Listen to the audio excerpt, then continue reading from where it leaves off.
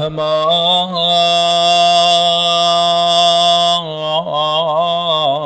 الرحمن الرحيم الحمد لله رب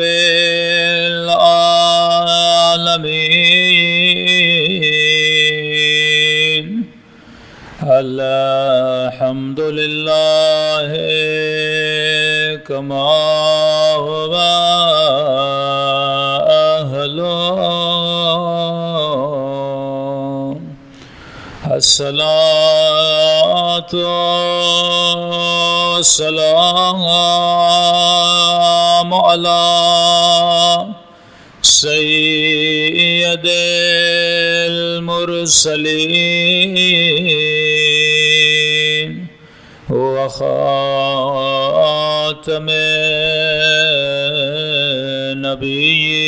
النبيين أبي القاسم محمد اللهم صل على محمد وعلى آله الطيبين الطاهرين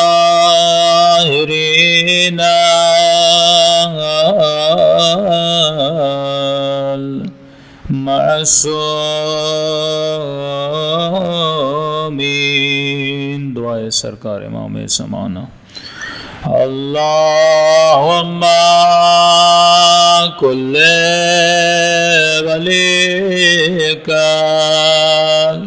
حجة بن الحسن صلواتك عليه وعلى آبائه في هذه الساعة وفي كل وليا وحافظا وقائدا وناصرا ودليلا وعينا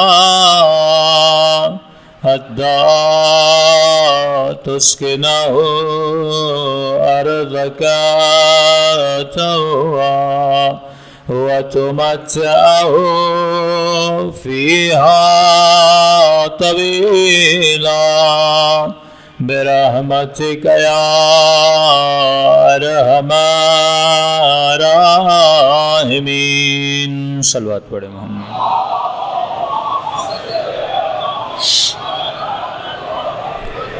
بسم اللہ الرحمن الرحیم رب اشرح لی صدری ویسر لی امری واحلل عقدۃ من لسانی یفقهوا قولی اما بعد فقد قال سبحانہ وتعالی فی محکم کتابہ المجید وفرقانہ الحمید وقولہ الحق وهو اصدق الصادقین بسم اللہ الرحمن الرحیم والعصر ان الانسان لفی خسر الا الذین آمنوا وعملوا الصالحات صلوات پڑھے محمد وآل محمد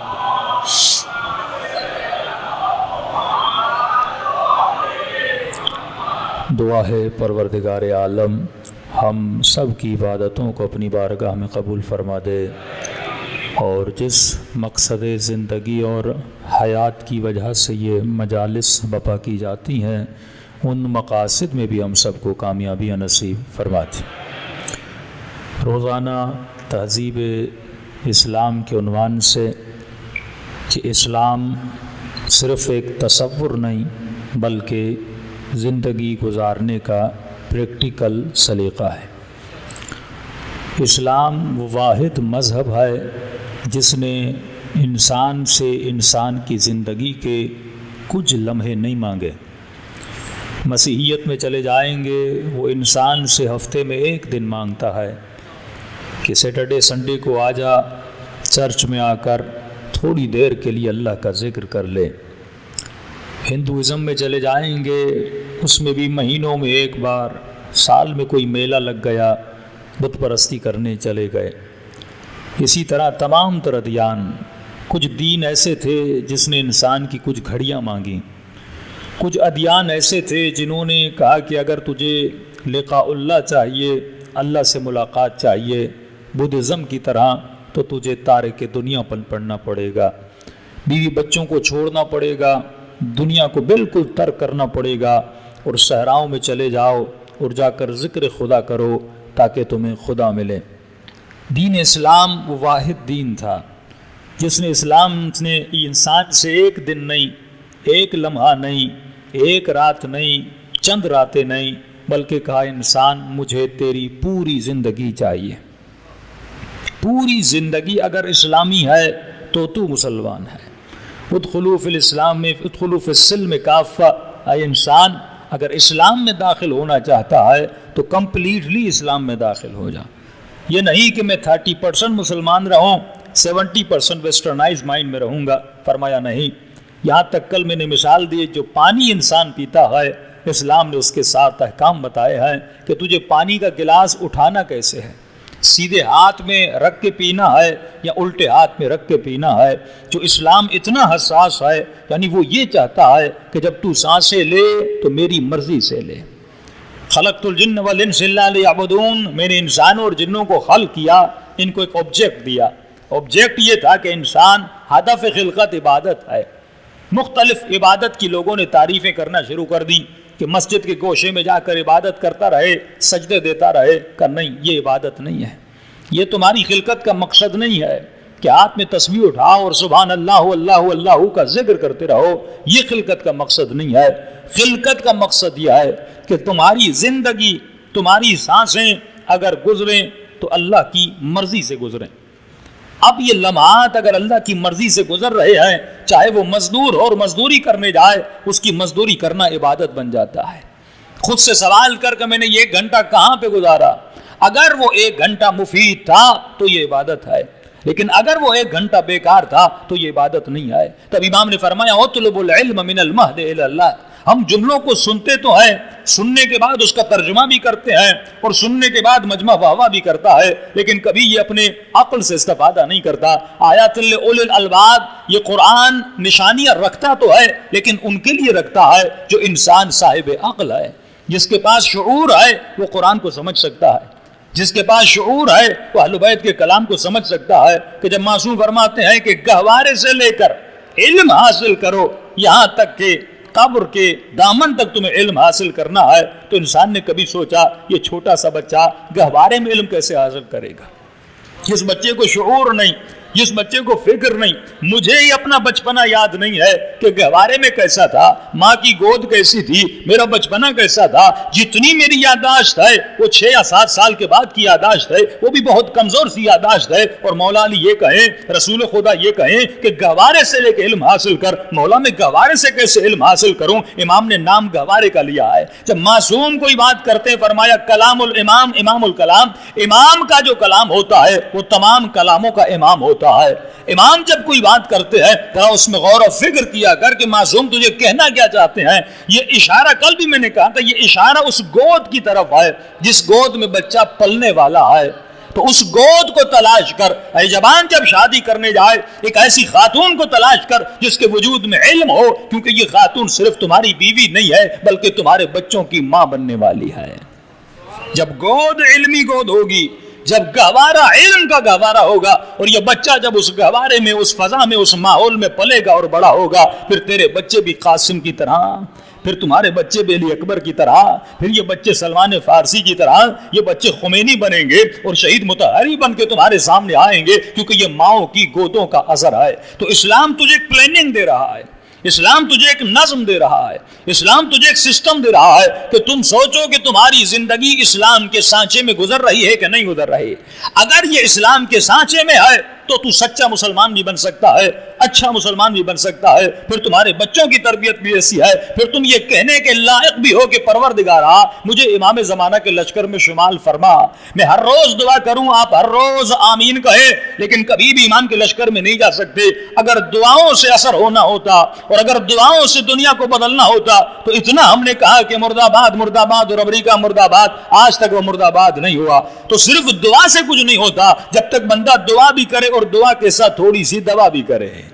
کہ مولانا بیمار ہے، دعا کیجئے ہم ٹھیک ہو جائیں۔ بھائی کون سی بیماری ہے؟ مولانا شوگر کی بیماری ہے، دعا کیجئے بندہ ٹھیک ہو جائے۔ اب دعا بھی کر رہا ہے، مجلس میں مولانا نے دعا منگوائی کہ خدایا اس بیچارے کو شوگر کی بیماری ہے اور جلدی سے جلدی اس کو شفا دے دے، اور یہاں مجلس ختم ہوئی، یہاں نیاز کی پلیٹیں لگیں اور نیاز کی پلیٹوں میں میٹھا پڑا ہوا ہے اور میٹھا کھائے جا رہا ہے۔ جب کہتے ہیں ابھی ہم نے دعا منگوائی ہے، میٹھا کیوں کھا رہے ہو؟ تو شیطان تو بیٹھا ہوا ہے نا، وہ بہانے بھی بناتا ہے، وہ بندے کو راستہ بھی دکھاتا ہے۔ اگر تو اہل بیت کے بتائے ہوئے راستے پہ نہیں چلو گے، وہ تجھے اپنے راستے پہ چلائے گا کہ نہیں مولانا یہ تو نظر ہے اور نظر میں تو شفا ہے۔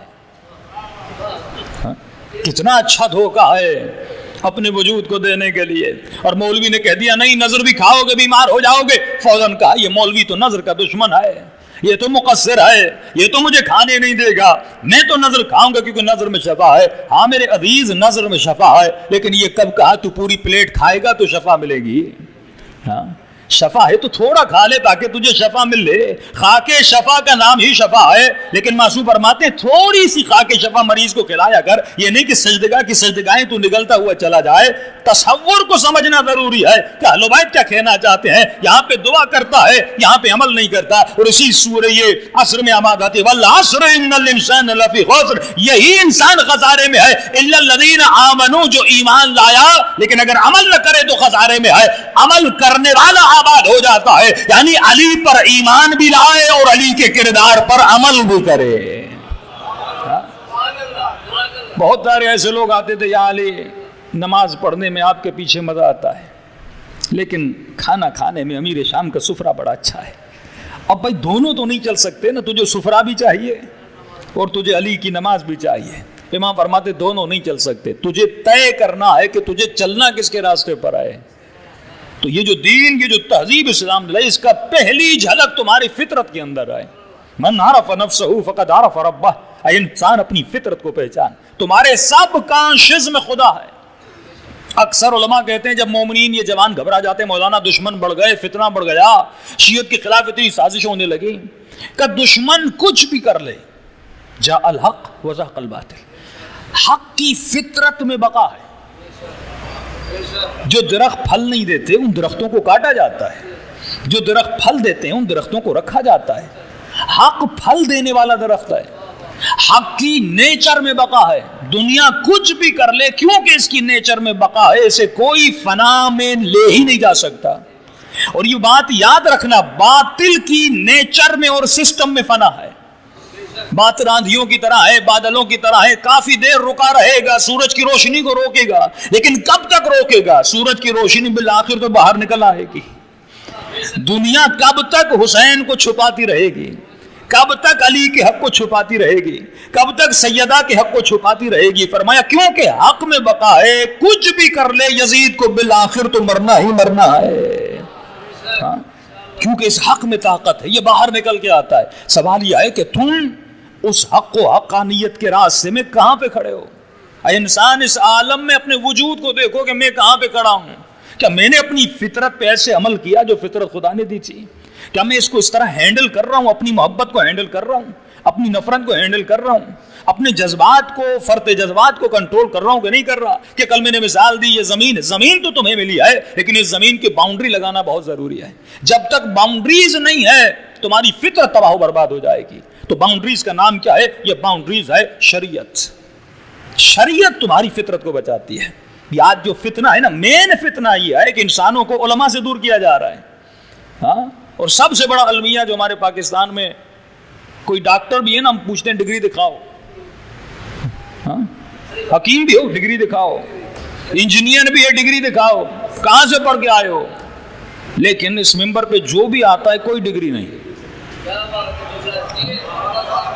ہمارا دین اتنا سستا ہے کسی عالم نے اچھا جملہ کہا تھا کہ اگر اس قوم کو سدھارنا ہے نا، اس قوم کا ممبر سدھر جائے تو یہ قوم خود بخود سدھر جائے۔ ہم ہر شخص سے ڈگری پوچھتے ہیں، اور میں نے تو کہیں پہ جملہ کہا کسی کو برا لگ گیا، میں نے کہا کراچی میں عربی گھوڑے بھی عالم بن چکے ہیں۔ کوئی یہاں کمیٹی نہیں کہ پوچھا جائے تم نے امامہ سر پہ رکھا ہے، کس سے پوچھ کے رکھا ہے، کس مدرسے میں پڑھ کے آئے ہو؟ یہ کوئی جنا کے تو نہیں آپ دکان سے گئے اور خرید کے لے کر آئے، کہاں سے تم نے علم حاصل کیا ہے؟ وہ امام جو فرمائے کہ تمہارا پیش امام بھی عادل ہونا چاہیے۔ جن لوگوں کے ہم پاس کو جانتے ہیں، ہم ان لوگوں کے کردار کو جانتے ہیں، لیکن ممبر پہ بیٹھتے ہیں، کسی کو پرواہ نہیں، کوئی کمیٹی نہیں بنائی جاتی کہ بھائی یہاں پہ کوئی چیکنگ بیلنس تو ہو۔ ایون گورنمنٹ کی طرف سے چیکنگ بیلنس ہونا چاہیے۔ کتنے حکیموں کی دکانوں کو بند کر دیا، جدی پشتی حکیم ہے، میں نے بابا سے سیکھا کہ نہیں تمہارے پاس ڈگری نہیں ہے بند کر دو۔ کتنے بابوں کو پکڑا گیا صرف اس لیے کیونکہ ڈگری نہیں تھی۔ لیکن دین اتنا سستا ہے، جو بھی آتا ہے دین کو بانٹتا ہوا چلا جاتا ہے۔ اسی چیز کو روکنے کے لیے حسین ابن علی نے کربلا میں قیام کیا کہ ہر بندہ ممبر رسول پہ نہیں بیٹھ سکتا، ہر بندہ خلیفہ رسول خدا نہیں بن سکتا۔ تمہارے حسب کا پتہ ہونا چاہیے، نسب کا پتہ ہونا چاہیے، عمل کا پتہ ہونا چاہیے، جب تک تمہارے وجود میں ورع اور تقوی نہیں ہے۔ لیکن کیوں؟ کیونکہ میری زندگی میں دین کی اہمیت نہیں ہے۔ ہمارے یہاں مولوی کی تنخواہ ہوتی ہے 5,000 اور جو کرکٹ کا کوچ ہوتا ہے اس کی تنخواہ ہوتی ہے 5 لاکھ۔ تو لہو و لعب کی ویلیو کتنی ہے؟ اور جو میرے بچے کو دین سکھائے، ایمان سکھائے، زندگی سکھائے، تو میں اپنی فطرت کو ویلیو نہیں دے رہا۔ جب تم اپنی عزت نہیں کرو گے تو خدا بھی تیری عزت نہیں کرے گا۔ کہ میں نے کل مثال دی کہ وہ خاتون جب حضرت عیسیٰ کو کہتی ہے میں جنت میں جاؤں گی، اللہ سے پوچھا، اللہ نے کہا جنت میں جائے گی۔ پھر حضرت موسیٰ نے کہا کہ اللہ نے کہا کہ تم جنت میں جاؤ گی، کہنے لگی میں کیسے جنت میں جاؤں گی، میں تو بدکارہ، میں تو گنہگارہ، میں تو فاحشہ۔ فوراً اللہ نے پیغام بھیجا، اے موسیٰ اب یہ جنت میں نہیں جائے گی، کیونکہ اس نے خود کو بے عزت کر دیا، اس نے خود اپنی عزت کو پامال کر دیا۔ جب تک اپنے عیبوں کو چھپا رہی تھی، اپنی عزت کر رہی تھی، تو میں بھی خدا اس کی عزت کر رہا تھا۔ جب اس نے خود اپنی عزت کو پامال کرنا شروع کر دیا، جب منبر اتنا سستا ہو جائے، جب دین اتنا سستا ہو جائے کہ میری کڈنی بھی فیل ہوتی ہے تو 10 مرتبہ 10 ڈاکٹر کے پاس جاتا ہوں، میری آنکھ بھی خراب ہوتی ہے، فلاں ڈاکٹر اچھا ہے، نہیں مجھے فلاں ڈاکٹر کا پوچھنا ہے، اتنی تحقیق کرنے کے بعد ڈاکٹر کے پاس جاتا ہوں۔ لیکن جب میرے اوپر دین کا مسئلہ آتا ہے، ہر ایرے غیرے سے میں دین کا مسئلہ پوچھتا ہوں۔ ہاں، اینیمل کا ڈاکٹر الگ ہے، ہیومنس کا ڈاکٹر الگ ہے۔ ہاں، تو کم از کم دین کی اہمیت، اس کا مطلب پریکٹیکلی میری لائف میں دین صرف رسم بن کے رہ گیا۔ حالانکہ سب سے بڑا مقابلہ جو دین کا تھا وہ رسومات کا تھا۔ 40 سال رسول نے پہلے اسلامک کلچر کو نافذ کیا، پھر اعلان اسلام کیا، 40 سال اسلامی تہذیب کو اپنایا۔ کہے حبیب جھوٹوں میں رہو پر سچے رہو، خائنوں میں رہو پر امین رہو، نجس اور بدبختوں میں رہو لیکن وجود کو طاہر رکھو، بد کرداروں میں رہو پر کردار کو حسن رکھو، بت پرستوں میں رہو لیکن موحد رہو۔ اور جب نبی نے رسالت کا اعلان کیا، آئے تھے، اے حبیب اس کعبے میں 313 بت ہیں، ایک کام کرتے ہیں، جھگڑا ہے خداؤں کا، تو ایک خدا اپنا رکھ لے، 313 ہے تو 314 ہو جائیں گے۔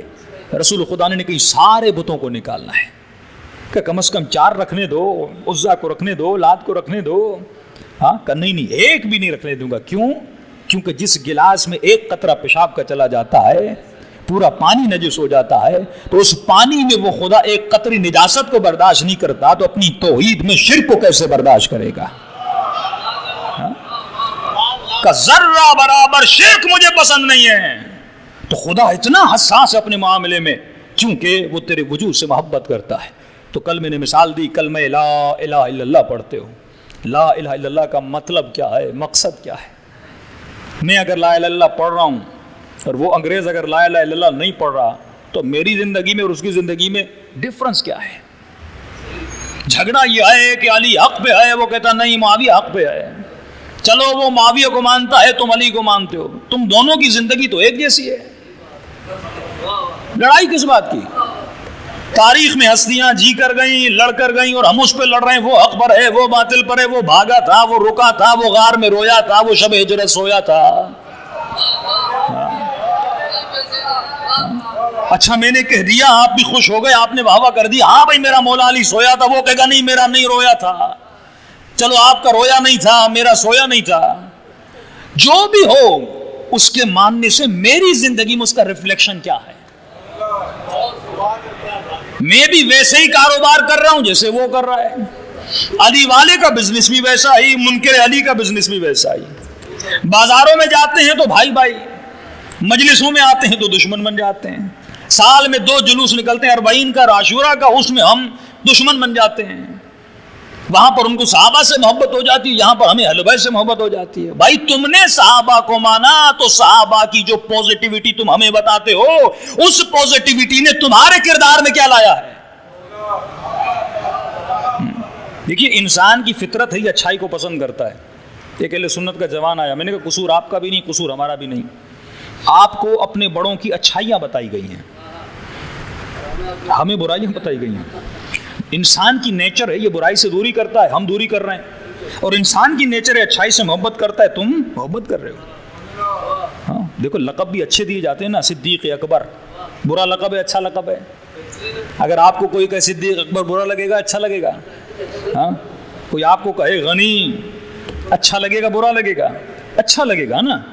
تو آپ مینٹلٹی کو تو ریڈ کریے نا, ان کو اچھائیاں بتائی گئی ہیں, برائیاں نہیں بتائی گئیں. جس طرح آپ کے امام کا لقب صادق ہے, اسی طرح مسلمانوں کے پہلے خلیفے کا لقب صدیق ہے. آپ اپنے مولا کو صادق کہتے ہیں, وہ اپنے خلیفے کو صدیق کہتے ہیں. دونوں جگہوں پہ پوزیٹیوٹی ہے نا, کہیں نیگیٹیوٹی نظر آ رہی ہے. اس کا مطلب پوری امت پوزیٹیوٹی کو فالو کر رہی ہے. اگر وہ خلفاء کو مان رہے ہیں پوزیٹیوٹی کو فالو کر رہے ہیں, اگر آپ اہل بیت کو مان رہے ہیں پوزیٹیوٹی کو فالو کر رہے ہیں. اور شیعہ وہ بنتا ہے جس نے نیگیٹیوٹی دیکھ لی.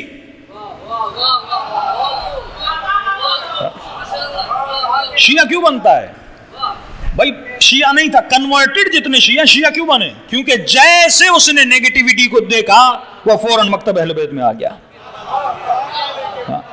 یہ رجوع فطرت ہے, فطرت کا تقاضا. فطرت ظلم سے نفرت کرتی ہے, عدل سے محبت کرتی ہے. اب اسے جہاں جہاں ظلم نظر آیا کسی بھی صورت میں اس نے اس کو چھوڑ دیا, اور جب اسے عدل علی نظر آیا وہ علی کے قدموں میں گر گیا. تو جب آپ فطرت کو اجاگر کریں گے تو دنیا خود بخود علی والی بن جائے گی. تو فطرت پہ چلنا ہے. لیکن مسئلہ پھر وہیں کا وہیں ہے. اگر اس نے اصحاب کی پوزیٹیوٹی کو لیا, عقیدے میں ذہن میں رکھا, نہیں وہ صدیق تھا, نہیں وہ عادل تھا, نہیں وہ غنی تھا, سخی تھا, پھر تم حضرت عثمان کو جب سخی مانتے تمہاری زندگی میں سخاوت کیوں نہیں؟ جب تم کہتے ہو کہ جناب ابو بکر صدیق اکبر تھے تو پھر تمہاری زندگی میں سچائی کیوں نہیں؟ اور یہی حال یہاں پر ہے. جب تم کہتے ہو علی سب سے بڑا عالم, علی سب سے بڑا عادل, علی سب سے بڑا بہادر, اپنے اصولوں پر کمپرومائز نہ کرنے والا, دنیا کی حکومت علی کے نزدیک مچھر کے پر کے برابر, پھر یہ مچھر کا پر تیری تمہاری زندگی میں اتنی اہمیت کیوں رکھتا ہے کہ تو خاموش بھی نہیں دیتا؟ تو عاشق علی ہے یا عاشق مچھر ہے؟ پہلے یہ تو تعین کر کہ تمہاری زندگی میں محبت کس چیز کی ہے. تو صرف زبانی دین, زبانی ماننا, میں نے کلمہ لا الہ الا اللہ کہا, اللہ کو ماننے والا. کس کو ماننے والا؟ اللہ کو ماننے والا. اب بھائی جس نے اللہ کو مانا اس کی زندگی میں کوئی ریفلیکشن, کوئی ری ایکشن تو ہونا چاہیے نا. اگر میں اللہ کو مان رہا ہوں, دیکھیے آغا خانی کا بھی کوئی امام ہے, ان کا امام سیکولر ہے, بڑا آزاد ہے. میں نے کسی آغا خانی کو کہا کہ اپنی بیوی بچوں کو وہ لباس پہناؤ گے جو تمہارے امام کے بیوی بچے پہنتے ہیں؟ کہ نہیں, فطرت کے خلاف تھا, لیکن مان پھر بھی رہا ہے اس امام کو. اب ایک بندے کا امام سیکولر ہے اور ایک مومن ہے جس کا امام علی ہے, کتنا ڈفرنس ہے. ایک امام المتقین ہے, ایک سیکولر ہے, لیکن اس کی زندگی میں اور میری زندگی میں کوئی فرق نہیں ہے. اگر وہ سیکولر کو مان رہا ہے اس کی زندگی بھی ویسی ہے, اور اگر میں امام المتقین کو مان رہا ہوں میری زندگی, پھر اس امام نے میری زندگی میں کوئی اثر نہیں ڈالا. فرمایا رسول خدا اسلامی تہذیب لے کر آئے تاکہ مسلمانوں کو اس تہذیب میں ڈالا جائے. سب سے بڑا المیہ یہ ہوا کہ رسول خدا جب دنیا سے انتقال کر کے چلے گئے تو وہ عرب جو اسلامی تہذیب میں تھوڑے بہت ڈھل چکے تھے یہ دوبارہ عربی تہذیب میں چلے گئے, اور یہ فخر کر کے بتایا جائے فلاں نے اتنے مسلمان بنا دیے. علی نے ایک ملک بھی فتح نہیں کیا، کیونکہ مولا کا نہ یہ نظریہ تھا کہ مجھے ملکوں کو فتح کرنا، نہیں، امام کا نظریہ تھا میں ایک سلمان بنا دوں گا اور اس کی برکت میں پورا ایران شیعہ بن جائے گا۔ حیدری، میں ایک ابو ذر بناؤں گا اور ابو ذر کی تبلیغ کے اثر میں پورا لبنان شیعہ بن جائے گا۔ ایک بندہ بناؤ لیکن ایسی اس کی تربیت کرو کہ معاشرے میں تلاطم اور انقلاب کو بپا کر دے۔ اہل بیت کوانٹٹی پہ کبھی کام نہیں کرتے تھے، ہمیشہ کوالٹی پہ کام کرتے تھے۔ آج ہماری مجلسوں کا معیار بھی کوانٹٹی ہے، کوالٹی نہیں ہے۔ فلاں خطیب کا مجمع اتنا تھا، ہزاروں کا مجمع، سیکھ کر کیا گیا؟ صرف لقلقہ زبان، کچھ بھی نہیں۔ اگر یہ مجلسیں اثر رکھ دی تو جو مکتب نے ہمیں سکھایا، جو تہذیب اسلام نے اور اہل بیت نے ہمیں دی، بھائی ان کا سلسلہ رسول تک کٹ گیا، میرا سلسلہ 11ویں امام تک چلتا رہا، یعنی ان کے لیے ہدایت کا دروازہ رسول کے بعد گویا بند ہو گیا، لیکن میرے لیے ہدایت کے چشمے چلتے رہے، کبھی دعائے کمیل کی صورت میں، کبھی صحیفہ سجادیہ کی صورت میں، کبھی دعائے عرفہ کی صورت میں، کبھی دعائے صبا کی صورت میں، کبھی دعائے مشمول کی، جو مفاتیح جنانات کے گھروں پر ہے کسی اہل سنت کے پاس نہیں۔ آتے ہیں آپ کی دعائے کمیلوں میں آ کر روتے ہیں کہ یہ ایسی دعا کہ ہمیں اہل بیت سے نصیب نہیں ہوئی لیکن تم شیعوں کو ملی ہے۔ لوگ دعائے عرفہ سے شیعہ بن گئے کہ یہ کتنی عظیم دعا ہے، جو شن کبیر سے لوگ شیعہ بن گئے، اتنے معالم، مکاتب، معارف اہل بیت نے آپ کو دیے، لیکن سوال یہ ہے کہ ایک بندہ پہلی کلاس کا ہے، وہ رسول تک رک گیا اور آپ 11ویں کلاس تک گئے، لیکن دونوں کا لیول ایک ہی ہے۔ اس کا مطلب میں نے اسکول تو کھولا ہوا ہے لیکن کلاسوں میں اٹینڈنس نہیں ہے۔ تو یہ تہذیب اسلام کا تصور تھا، اور سب سے بڑا دین جو دشمن کے سامنے رکاوٹ تھا وہ اسلام تھا۔ کہ میں نے آپ کے سامنے مثال دی کہ امریکہ کے سامنے، مغربی طاقتوں کے سامنے اگر کوئی دین ان کے لیے باعث خطرہ تھا، جب نتنیاہو اسرائیل کے وزیر اعظم سے پوچھا جاتا ہے ان 3 ممالک کا نام لو، ان 3 ممالک کا نام لو جس سے اسرائیل کو خطرہ ہے، 3 ممالک کا نام لو، اس نے تینوں مرتبہ کہا ایران، ایران، ایران۔ سوال یہ ہے یہ کیوں نہیں کہا پاکستان، یہ کیوں نہیں کہا کہ سعودی عرب، یہ کیوں نہیں کہا کہ ملیشیا؟ یہ ہمارا ملک ہے نا، ہم اس ملک سے محبت بھی کرتے ہیں، لیکن وہ نام نہیں لے رہا، حالانکہ لینا چاہیے۔ ہم تو بار بار کہتے ہیں کہ سب سے زیادہ خطرہ اگر اسرائیل کو ہے تو پاکستان کے ایٹم بم سے ہے، لیکن وہ تو کہہ رہا ہے نہیں ہے، دشمن کہہ رہا ہے مجھے خطرہ نہیں ہے۔ کیوں کہہ رہا ہے خطرہ نہیں ہے؟ اسے پتا ہے کہ پاکستان میں جو مسلمان رہ رہے ہیں اور جو میں نے میڈیا پاکستان میں چلا دیا ہے، یہ ٹیلی ویژن سیکولر مائنڈ سیٹ ہے کہ آپ کے بچے کے ہاتھ میں ریموٹ ہے، قرآن سننا چاہے قرآن کا چینل، فلم دیکھنا چاہے فلم کا چینل، گانا سننا چاہے گانے کا چینل، درس سننا چاہے درس۔ اسے کہتے ہیں سیکولرزم، یعنی مندر بھی ہو، مسجد بھی ہو، نماز بھی ہو، ڈانس بھی ہو، گانا بھی ہو اور حسین کا نوحہ بھی ہو۔ 11 مہینے بندہ ماڈلنگ کرے، محرم کے مہینے میں نوح خان بن جائے، یہ کیا ہے؟ یہ کیا ہے؟ یہ سیکولرزم ہے نا، کہ میں 10 دن کا مسلمان بنوں گا اور 11 مہینے مسلمان نہیں رہوں گا۔ مجھے حسین کی مجلس میں حلیہ تو حسینی ہے، لیکن میری شادیوں میں آ جاؤ تو لگتا ہے کوئی انڈیا کی فنکشن چل رہا ہے، گانے چل رہے ہیں، ڈانس چل رہا ہے، مکس گیدرنگ چل رہی ہے۔ یہ دین حسین کا دین نہیں تھا، یہ دین علی کا دین نہیں تھا۔ اسی لیے امریکہ کو اس ملک سے کوئی خطرہ نہیں ہے۔ اس ملک سے خطرہ تب ہوگا جب اس ملک میں وہی نظریہ جو نظریہ اسلام تھا، وہی نظریہ جو نظریہ پاکستان حقیقت میں تھا، کہ جس نظریے کو اس ملک میں اپلائی کرنا، جب تک دین لوگوں پر اپلائی نہیں ہوگا، جس ملک کی صبح ہوتی ہے اور آفیسر یہی سوچتا ہے کہ آج مجھے رشوت لینی کتنی ہے، اور کام کروانے والا یہ سوچتا ہے مجھے دینی کتنی ہے، جس ملک میں چھوٹے سے چھوٹے لے کر بڑے سے بڑے آفیسر کا ذہن کرپٹ بن جائے، جس کے ذہن میں اللہ کی دشمنی آ جائے، جس کے ذہن میں سود کا نظام آ جائے، جس کے پیٹ میں حرام کا لقمہ آ جائے، پھر ان پیٹوں سے کبھی بھی حسینی بچے پیدا نہیں ہوتے۔ جب تک نظام کو نہیں بدلو گے، نظام کا مطلب ہے جب تک اسلامی تہذیب کو نافذ نہیں کرو گے، جب تک حیا کو عروج پہ نہیں چڑھاؤ گے۔ ہم نے ایک سینسر بورڈ بنایا ہوا ہے کہ بھائی شراب کو نہیں دکھانا، بدحجابی کو نہیں دکھانا، عریانی کو نہیں دکھانا، اور یہ سینسر بورڈ کرتا کیا ہے ڈراموں میں؟ جناب شراب پی رہے ہیں، اس کو تھوڑا بلر کر دیتا ہے، بچوں کے لیے دیکھنا منع ہے، یعنی دیکھو لیکن دیکھنا منع ہے۔ ڈرامہ دیکھو، پورے ڈرامے میں 2 سین بھی ایسے آ جائے نا، اس بچے کے ذہن میں یہ اثر کیا رکھتا ہے، اس کے سب کانشیس میں چیز پڑی جاتی ہے کہ شراب پینا بری بات نہیں ہے۔ ہم چھوٹے تھے، دکھاتے تھے باپ بچے کے سامنے سگریٹ پی رہا ہے، پی ٹی وی پہ بچہ پینسل اٹھاتا ہے، منہ پہ رکھتا ہے اور سگریٹ دکھانا، پینسل کو آگ لگانا شروع کر دیتا ہے۔ یعنی بچپن سے وہ پی ٹی وی ہمیں سکھاتی تھی کہ اگر بچے کے سامنے یہ عمل کرو گے تو بچہ سگریٹ پینا سیکھ جائے گا، لیکن آج کی ٹی وی میں وہ نہیں ہے، کیونکہ ہم نظریے پاکستان کو بھول چکے ہیں۔ اب ہمارے لیے نہ قرآن کا نظریہ ہے نہ پاکستان کا نظریہ اہمیت رکھتا ہے، ہمارے لیے اگر نظریہ رکھتا ہے اور ہمارے لیے جو جدید دین ہے وہ ٹی وی کا دین ہے۔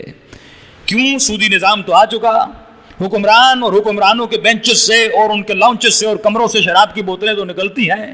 3 بڑی رکاوٹیں تھی اسلام میں۔ اسلام سود کا انکار کرتا تھا، اسلام شراب کا انکار کرتا تھا، اور اسلام فری سیکس سوسائٹی کا انکار کرتا تھا کہ جوانوں پر کنٹرول کیا جائے، اس کے دین و ایمان کو بچا دیا جائے۔ اور فری سیکس سوسائٹی کب بنتی ہے؟ جب آپ خواتین کو آزاد کرتے ہو۔ دیکھیے جب ورلڈ سیکنڈ وار ہوئی تو اس وار میں یہ وقت مرد تقریباً مر چکے، خواتین بچی۔ یہودیوں نے کہا اپنی فیکٹری کو کیسے چلائیں، کمپنیوں کو کیسے چلائیں، کیونکہ طاقت نہیں تھی نا، لوگ نہیں تھی، توانائی لوگوں کی نہیں تھی، کون کام کر، مرد تو تھے نہیں، تو انہوں نے کہا خواتین کو گھر سے نکالو۔ یہی ویسٹرن لوگ، ان کی خواتین وہ کپڑے پہنتی تھی جو سمجھتی تھی کہ حضرت مریم سے میں یہ کپڑے ملیں، کیپ لگاتی تھی، کھلے ڈھیلے ڈھالے کپڑے پہنتی تھی۔ اب یہ فیکٹری میں آ گئیں کہ عورتیں بند کیوں ہوں، عورتوں کو آزاد ہونا چاہیے۔ لولی پاپ دکھا کے انسان کو گھر سے نکالا جاتا ہے۔ شکارچی جب شکار کرتا ہے تو وہ چیز رکھتا ہے جو خاتون کے لیے میٹھی ہو، اسے آزادی کی لالچ دے کے فیکٹری میں لایا۔ اب انہوں نے دیکھا ڈھیلے ڈھالے کپڑوں میں یہ خواتین کام کیسے کریں، تو ان کے لیے چھوٹے کپڑے بنائے گئے، جینز کو خلق کیا گیا، اسکرٹ کو خلق کیا گیا۔ اب یہ کپڑے پہننے لگی۔ اب جب خواتین منظر عام پہ آئیں اور فیکٹریوں میں کام کرنے لگی، اب سیدھی بات ہے، جب نیگیٹو پوزیٹو ایک جگہ پہ ہوں گے، جب خدا نے کہا خاتون کے لیے بہتری، جب سیدہ نے کہا عورت بہترین اللہ کے قریب تب ہوتی ہے جب اپنے گھر کے اندر ہوتی ہے، کیونکہ یہ وجود ایسا، اس کے وجود میں اٹریکشن ہے، ہر مرد اس کی طرف کھینچتا ہے۔ اب جیسے خواتین آفیسز میں گئیں، مرد بھی موجود ہے، خاتون بھی موجود ہے، تو کیا ہوئی؟ گہما گہمی ہوئی۔ اب انہوں نے دیکھا یہ کام زیادہ نہیں کرتے، گپے زیادہ لگاتے ہیں، تو کہ ان کو ہفتے میں 1 دن چھٹی دی جائے۔ اب ہفتے میں چھٹی تو دی جاتی تھی، اب اس چھٹی میں کیا ہوتا تھا، یہ 1 دن کلب میں جاتے تھے، کلب میں جا کے یہ خوب شراب پیتے تھے، خوب ناچتے تھے۔ اب شراب انگریز اتنی پیتا تھا، اگر آپ سیٹرڈے سنڈے نائٹ انگلینڈ یا لندن کی گلیوں میں چلے جائیں تو خود ہمارے ٹیکسی ڈرائیور بتاتے ہیں کہ مولانا یہ روڈوں پہ گرے ہوتے ہیں، اتنی شراب پیتے کر کر کے اپنے وجود کو خراب کر کے زمین پہ گر جاتے ہیں۔ اب جس بندے نے پچھلی رات شراب پی، اگلی رات آفس میں آ رہا ہے تو کام کہاں سے کرے گا؟ وہ ڈیسک پہ لیٹا ہوا ہے۔ تو انہوں نے 1 چھٹی سے 2 چھٹیاں کی، فرائیڈے کو تنخواہ کا دن رکھا، 2 چھٹیاں دے دی۔ اب ہفتے میں کام تو ہو ہی نہیں رہا تھا، 3 دن کام کرنے آ رہے تھے، 2 دن شراب پی رہے تھے، 2 دن سوتے رہتے تھے۔ اب انہوں نے کہا کہ وہ مارکیٹیں ڈھونڈو جہاں سے تجھے سستے لیبر مل جائے۔ وہ مارکیٹ تھی ہماری پاکستان کی مارکیٹ۔ ہاں، ہم عربوں کی غلامی کرتے ہیں، وہ اے سی میں بیٹھا رہتا ہے، دماغ میرا، جسم میرا، محنت میری، کھاتا کون ہے؟ وہ کھاتا ہے۔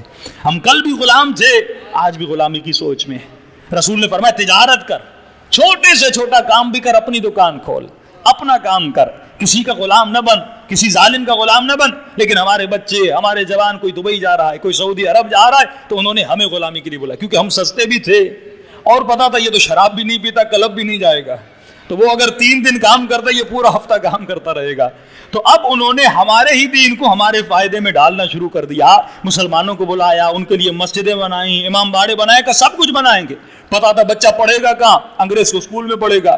اب میں مسلمان، بچہ انگریز کو اسکول میں پڑھ رہا ہے، اب وہ خاتون جینز بھی پہن رہی ہے، وہ بچے کا کلچر بھی وہی ہے، اس کی تہذیب بھی وہی ہے، اس کے کپڑے بھی وہ ہیں، کہ یہ کتنا بچائے گا؟ پہلی نسل کو بچائے گا، لیکن آگے جا کے یہ مسلمان تو رہے گا لیکن سیکولر مسلمان بن جائے گا۔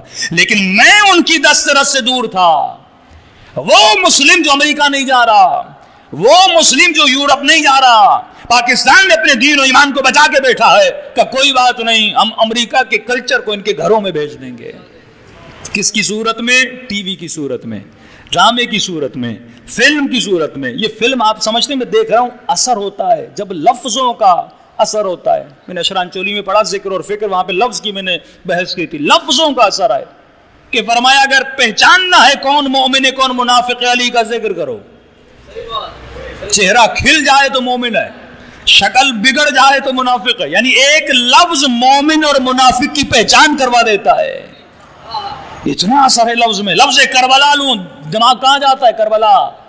لفظ نجف لوں دماغ کہاں جاتا ہے؟ علی کے روضے کے. لفظ کعبہ لوں دماغ کہاں گیا؟ مکہ. لفظ مدینہ لوں دماغ کہاں گیا؟ رسول کے روضے کی طرف. لفظ اثر رکھتے ہیں. تبھی فرمایا جب تو گانے سنتا ہے یہ آوازیں تمہارے وجود پہ اثر رکھتی ہیں. جو خوشبو اپنے جسم پہ لگاتا ہے یہ خوشبو اثر رکھتی ہے. جب علماء حفظ قرآن کرتے تھے تو خاص خوشبو لگاتے تھے. جب مصلے پہ کھڑے ہو جاؤ تو خوشبو لگاؤ. اب جب تو مصلے پہ نہیں ہوگا پر مصلے پر کھڑے ہوتے وقت ایک خاص خوشبو لگائے گا. جب مصلے سے دور ہو جائے گا لیکن جب وہ خوشبو آئے گی تجھے مصلہ یاد آ جائے گا. اس خوشبو میں میموری ہے. یہ خوشبو حافظہ رکھتی ہے. کئی بار ہوا مثلا آپ کربلا گئے, کربلا کے حرم کی خاص خوشبو ہے. مثلا میں نے وہ عطر لگایا, آپ میرے سامنے سے گزرے, آپ کو یاد کیا آئے گا؟ کربلا آ جائے گی. کچھ کہتے مولانا عطر امام رضا کا عطر لائیے, وہ عطر لگاتے مولانا رضا کی یاد آتی ہے. تمہارا پورا وجود ہے, اس میں میموری ہے, اس میں سٹوریز ہیں, اس میں احساسات ہیں, اس میں ایموشنز ہیں. آج کیوں مسلمان اتنا بے چین ہے؟ کیونکہ میں نے دین کو سمجھا نہیں ہے. اس طرح دین پہ نہیں چلا جس طرح رسول نے کہا تھا. میں ہمیشہ کہتا ہوں گھروں میں نشانیاں, یہ تسبیح کیوں معصوم نے فرمایا ہاتھ میں رکھو؟ تسبیح دیکھیں میرے ہی ہاتھ میں تسبیح نہیں ہوتی نا, ذکر بھول جاتا ہے بندہ. لیکن جیسے ہاتھ میں تسبیح آتی ہے اللہ اکبر, سبحان اللہ, استغفر اللہ, اللہم صلی علی محمد وعلی محمد, تسبیح تمہیں ذکر خدا یاد دلاتی ہے, مصلی تمہیں نماز یاد دلاتا ہے. اسی طرح گھروں کو فضول پکچرز اور کارٹون سے مت سجایا کرو. ہاں کہ مولانا یہ پکچر بڑی مہنگی ہے, میں نے 1 لاکھ روپے میں خریدی ہے. بھائی کون سا تم نے کمال کیا, پیسہ ضائع کیا ہے؟ کیا ملے گا تمہیں اس ٹوٹی پھوٹی پکچر سے؟ ایسی پکچر لگاؤ جب بچہ دیکھے تو اسے علی یاد آئے. ہاں گھروں میں چھوٹی چھوٹی نشانیاں, بچے کا کمرہ ہے نا, چھوٹی چھوٹی نشانیاں, ایسے اسٹرکچرز, ایسی پکچرز, ایسے اقوال, ایسی تصویریں لگاؤ تاکہ بچہ اٹھے تو اسے خدا یاد آئے, رات کو سوئے تو خدا یاد آئے. گھر میں داخل ہو جاؤ, مثلا غیبت کرنا اشد من الزنا, فرمان لگا لو, بہترین فرامین گھر میں لگا لو. عورت کے لیے ہے کہ شوہر کے ساتھ خوش اخلاق ہو, مرد کے لیے ہے, عورت کے لیے ہے شوہر کو دیکھے اس کا چہرہ پھول کی طرح کھلنا چاہیے, مرد کے لیے گھر میں جائے تو کیچڑ کو باہر پھینک کے آئے. یہ جیسے گھر میں داخل ہو فرمان پڑھو گے غصہ ٹھنڈا ہو جائے گا. بیوی جیسے استقبال کے لیے آئے گی فرمان کو دیکھے گی فوراً مولا. کیونکہ سب سے بڑی بدتر چیز جو انسان کی زندگی میں انسان گناہ کرتا ہے وہ غفلت ہے.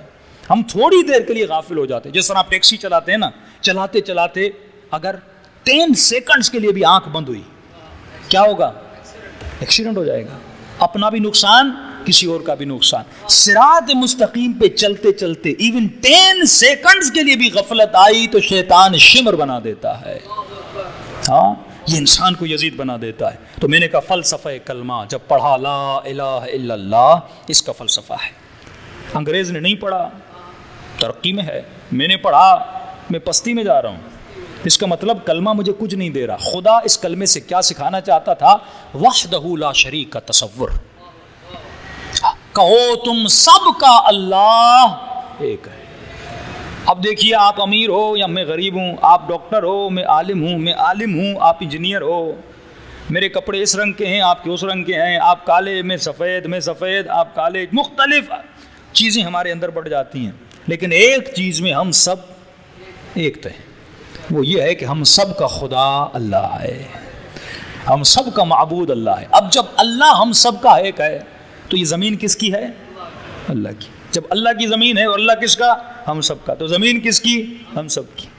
اب لسانیت ختم, قومیت ختم, جھگڑا ختم, سرحدیں ختم. معیار کون بنا؟ اللہ بنا. جب زمین اللہ کی ہے تو اس کی صفائی رکھنا بھی میرے اوپر واجب ہے. جب زمین اللہ کی ہے تو اس پہ ہریالی لگانا, اس پہ درخت لگانا, پورے کائنات کی پولوشن ختم ہو جائے اگر سب موحد بن جائیں. یہ ساری پولوشن ختم ہو سکتی کیونکہ زمین کس کی ہے؟ اللہ کی ہے. فرمایا تمہیں کسی کو مارنے کا حق نہیں ہے کیونکہ یہ پرندے کس کے ہیں؟ اللہ کے ہیں. کسی کی زندگی لینے کا تمہیں حق نہیں ہے. کوا ہی کوا ہے لیکن اسے مارنے کا حق نہیں ہے, زندگی لینے کا حق نہیں ہے. اگر کسی کو مارتے بھی ہو کسی آبجیکٹ کی خاطر, یہ بکرا مر رہا ہے تجھے زندگی دے رہا ہے, جب تجھے زندگی ملتی ہے تو معاشرے میں محنت کرتا ہے، معاشرے ایک سماج کو بناتا ہے، تو بکرے کا مرنا کسی آبجیکٹ اور ہدف کے لیے آئے تو یہ اللہ کو منظور ہے۔ حسین اگر کربلا میں جا رہے ہیں اور کسی ہدف کے تحت مولا کا گلا کٹ رہا ہے تو اللہ کو یہ گلا کٹنا منظور ہے، کیونکہ ایک عظیم ہدف کے لیے قربانی دی جا رہی ہے۔ لیکن فرمایا جب کسی جوان سے پوچھا جائے 1 گھنٹہ اپنا وقت کہاں گزارا، کہ مولانا کرکٹ دیکھ رہا تھا۔ ہاں، اس 2 گھنٹے کرکٹ دیکھنے سے تجھے ملا کیا؟ یعنی اپنی عقل سے پوچھو تمہیں ملا کیا؟ 2 گھنٹہ تم نے کرکٹ دیکھی، ہاں، اور آفریدی آفریدی کر کے نعرے لگا رہے ہو۔ تمہیں اس آفریدی نے کیا دیا؟ اس کرکٹ نے کیا دیا؟ ایک تو ہمارا سب سے بڑا المیہ یہ ہے کہ ہم سیلیبریٹی پرست ہیں۔ یہاں علی کا نعرہ مارتے ہیں، ایئرپورٹ پہ چلے گئے، کوئی مشہور زمانہ ایکٹر مل گیا نا، پلیز ایک سیلفی۔ اچھا سیلفی سے کیا ملے گا؟ کیونکہ میں شہرت طلب ہوں۔ ولا تبرجن تبرج الجاہلیہ، انسان برج نہ بن، صرف یہ خواہش نہ رہے کہ لوگ مجھے دیکھیں، بس مجھے دیکھیں، کیوں دیکھیں پرواہ نہیں۔ اللہ کہتا ہے اگر برج بننا ہے، اگر خود کو دکھانا ہے تو خود کو رب کے سامنے عیاں کر۔ ہاں؟ کیا ہوگا؟ سیلفی نکالی، 4 دوستوں کو بتاؤں گا جہاز میں فلاں ملا تھا، فلاں اینکر ملا تھا، فلاں ایکٹر ملا تھا، آفریدی صاحب ملے تھے، میں نے سیلفی نکالی۔ تجھے ملا کیا سیلفی سے؟ کیونکہ میری تسکین ہوتی ہے، مجھے شہرت ملتی ہے۔ ابھی تک میں خالص موحد نہیں بن سکا، ابھی بھی لہو لعب کے پیچھے ہوں، جن کاموں سے نہ دنیا کا فائدہ نہ آخرت کا فائدہ۔ بس چکر یہ ہے کہ ایک میرا فوٹو فیس بک پہ آ جائے اور میں کہوں آج میرے فوٹو کو 100 لائک مل گئے۔ چکر یہ ہے کہ میں چینل بناؤں اور میرے چینل کے 10,000 سبسکرائبرز بن جائیں۔ معیار سبسکرپشن، معیار لوگوں کی فالوئنگ، معیار لوگوں کا لائک کرنا۔ ارے کردار ایسا بن دنیا والے نہیں علی تجھے لائک کریں، تجھے فالو علی ابن ابی طالب کرے نا، تجھے سبسکرائب امام زمانہ کرے نا۔ دنیا کی سبسکرپشن کیا ہے؟ ٹرمپ کے کتنے سبسکرپشن ہے، ہاں، لیڈی گاگا کے کتنی سبسکرپشن ہے، لیکن کیا فائدہ؟ فائدہ یہ ہے اگر تو علی والا ہے، 1 لائک تجھے مل جائے، وہ بھی تیرے امام زمانہ کا لائک مل جائے، 1 لائک مل جائے۔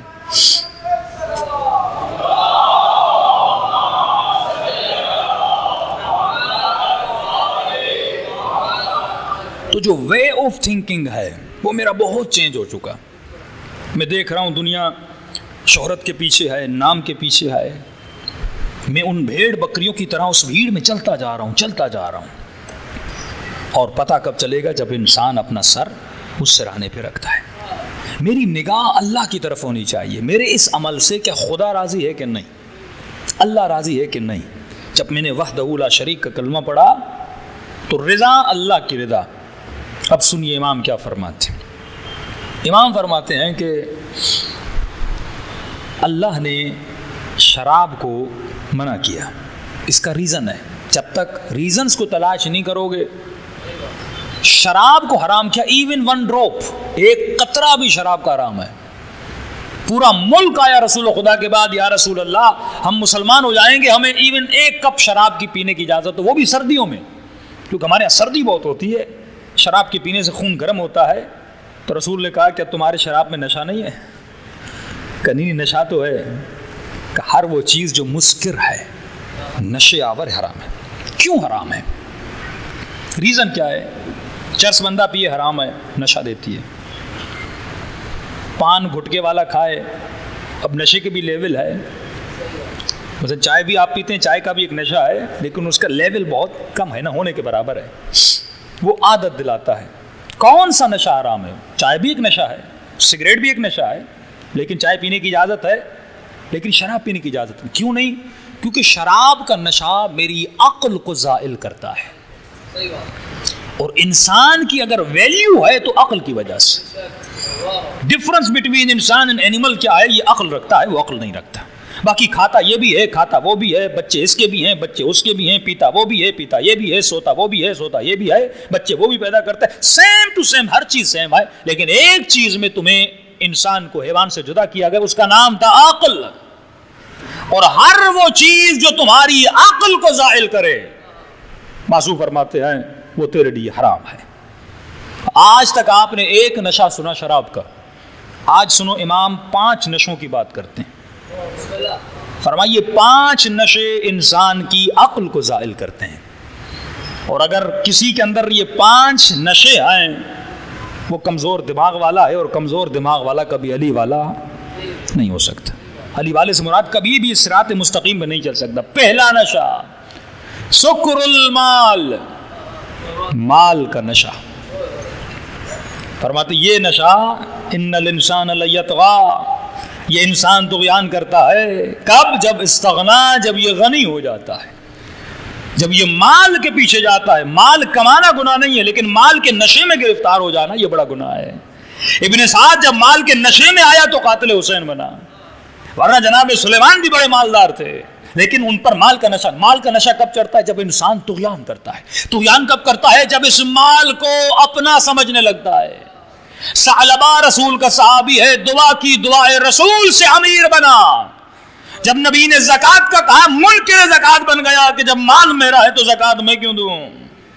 8 امام کے پاس شیعہ ملنے اور کہنے لگے مولا ہمیں رخصت چاہیے۔ کون سی رخصت مولا؟ خمس سے رخصت چاہیے۔ ہو سکتا ہے ہم ہر چیز پہ عمل کریں گے، لیکن خمس سے ہمیں رخصت دے دیجیے، خمس سے بچے۔ امام نے 3 مرتبہ فرمایا یہ جو خمس ہے اون لدیننا، یہ خمس ہمارے دین کا مددگار ہے۔ خمس ہے تو دین کو بقا ہے، خمس ہے تو مدارس کو بقا ہے، خمس ہے تو علم دین کو بقا ہے۔ 3 مرتبہ فرمایا لا نجعل لا نجعل لا نجعل، میں کبھی بھی تمہیں یہ رخصت دے نہیں سکتا، ایک لمحے کے لیے رخصت نہیں دے سکتا۔ کیوں؟ کیونکہ اگر مال تمہارے وجود میں مستی پیدا کرے، نشہ پیدا کرے، تو انسان تو قاتل علی بھی بن جاتا ہے، انسان تو راشی بھی بن جاتا ہے، انسان تو دین کے راستے سے ہٹ بھی جاتا ہے۔ دوسرا نشہ، پہلا نشہ سکر المال، دوسرا نشہ سکر العلم، علم کا نشہ۔ کبھی کبھی میں بہت بڑا ڈاکٹر ہوں، مجھ سے بڑا کوئی انجینئر نہیں، مجھ سے بڑا کوئی نوح خان نہیں، مجھ سے بڑا کوئی خطیب نہیں۔ جب علم کا نشہ چڑھتا ہے، خوارج کیوں بنے؟ علم کے نشے کی وجہ سے۔ بلعم باعور کیوں بنا؟ علم کے نشے کی وجہ سے۔ جنگ جمل ہے، رسول کا صحابی، مفسر قرآن، کاتب وحی ہے، لیکن علم کے نشے نے قرآن کی آیتیں پڑھ پڑھ کے کہہ رہا تھا اے مسلمانوں آ جاؤ علی سے لڑو، اگر صوم ہے تو صوم تمہارے لیے ام المومنین عائشہ ہے، تمہاری نماز ام المومنین عائشہ ہے، تمہارا حج ام المومنین۔ قرآن کی آیتیں پڑھ پڑھ کے دلیلیں دے کر لوگوں کو خلیفۃ اللہ سے لڑا رہا تھا، کیونکہ علم تھا، اس علم کو مس یوز کر رہا تھا۔ آج بڑے بڑے عالم ممبر پہ آتے اور اپنے علم کو مس یوز کرتے ہیں، اپنے علم کے بڑا شاعر ہے لیکن اپنی شاعری کو راہ خدا میں استعمال نہیں کرتا، مخالفت خدا میں استعمال کرتا ہے۔ بڑا انجینئر ہے، بڑا ڈاکٹر ہے، جس نے ایٹم بم بنایا وہ بھی عالم تھا، لیکن علی کا جملہ یاد رکھنا، امام فرماتے علم اگر کمینے کو دیا جائے اس کی کمینگی بڑھتی ہے، اور شریف کو دیا جائے اس کی شرافت بڑھتی ہے۔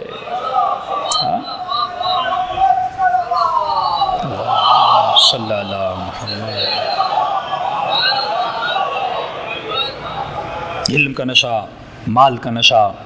تیسرا نشہ سکر القدرہ، قدرت کا نشہ، پاور کا نشہ۔ ضیاء الحق کو پاور کا نشہ تھا، کون گرا سکتا ہے میری حکومت کو؟ میں جنرل ہوں، میں کرنل ہوں، جس کو ماروں میری مرضی ہے، جس کو پھانسی کے پندے پہ چاڑوں میری مرضی ہے۔ لیکن مال کا، قدرت کا نشہ اللہ نے کیسے اتارا؟ جنازہ تک نہیں ملا۔ یہ ویلیو ہے قدرت کے نشے میں۔ سلیمان نے دعا کی خدایا مجھے سب سے بڑی حکومت دے، کسی نبی کو اتنی بڑی حکومت نہیں ملی، ہواؤں پر، جنوں پر، پرندوں پر، چرندوں پر، لیکن حکومت تھی پر حکومت کا نشہ نہیں تھا۔ حاکم بن پر حاکم کے نشے میں نہ۔ جتنے بھی حکماء اسلام گزرے، یزید کا نشہ کون سا؟ حکومت کا نشہ، قدرت کا نشہ۔ زینب کو مخاطب کر کے کہہ رہا ہے الیاذ باللہ، الیاذ باللہ، کہ رب نے تجھے مارا، اللہ نے تیرے بھائی کو مارا۔ یہ قدرت کا نشہ تھا کہ نماز رسول کے لاشے کو پامال کیا جا رہا ہے، مجھے قدرت ہے، یہ لاشا زمین پہ پڑا ہے۔ یہ قدرت کا نشہ تھا جس نے سید سجاد کے ہاتھوں میں رسیاں باندھی، یہ قدرت کا نشہ تھا جس نے علی کے ہاتھوں میں رسیاں باندھی، یہ قدرت کا نشہ تھا جس نے سیدہ زہرا کے گھر پر دروازے کو آگ لگا دی۔ یہ قدرت کا نشہ ہے۔ اور جب علی حکومت پر پہنچے، تمہیں کہیں پہ یہ نشہ نظر آتا ہے کہ کہیں مجھے کسی بھی صورت میں جیتنا ہے، مجھے کسی بھی صورت میں اس کو شکست دینی ہے؟ نہیں، امام فرماتے مچھر کے برابر یہ حکومت علی کے سامنے کچھ بھی نہیں، کیونکہ علی قدرت کے نشے میں نہیں ہے، علی عبادت کے نشے میں ہے۔ العقل معبد برحمان، تو قدرت کے نشے سے بچو۔ چوتھا نشہ سکر الشباب، خطرناک نشہ ہے، جوانی کا نشہ۔ امام فرماتے قرآن میں آیت ہے اللہ تمہیں دو چیزوں کا سوال کرے گا، حیات الدنیا، پوری زندگی کی حیات کا سوال، اور تجھ سے جوانی کا سوال کرے گا، یعنی پوری زندگی ایک طرف، تمہاری جوانی ایک طرف۔ اے جوان، جب تو جوان ہوتا ہے تمہاری ہر چیز اپنے اعلیٰ مقام پہ ہوتی ہے، تم فل پاور میں ہوتے ہو، تمہارا ذہن تیز سے تیز کام کرتا ہے، بدن میں طاقت ہوتی ہے، اللہ حسن دیتا ہے جوانی میں، طاقت دیتا ہے، پاور دیتا ہے، تجھے نکھار دیتا ہے، لیکن سوال یہ ہے کہ تو جوانی کو استعمال کہاں کرتا ہے؟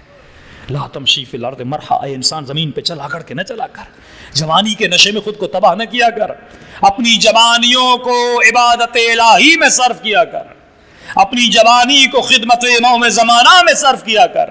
اے خاتون، اپنی جوانی کو گلیوں اور بازاروں میں صرف نہ کیا کر، اپنی جوانی کو خدمت سیدہ زینب میں صرف کیا کر۔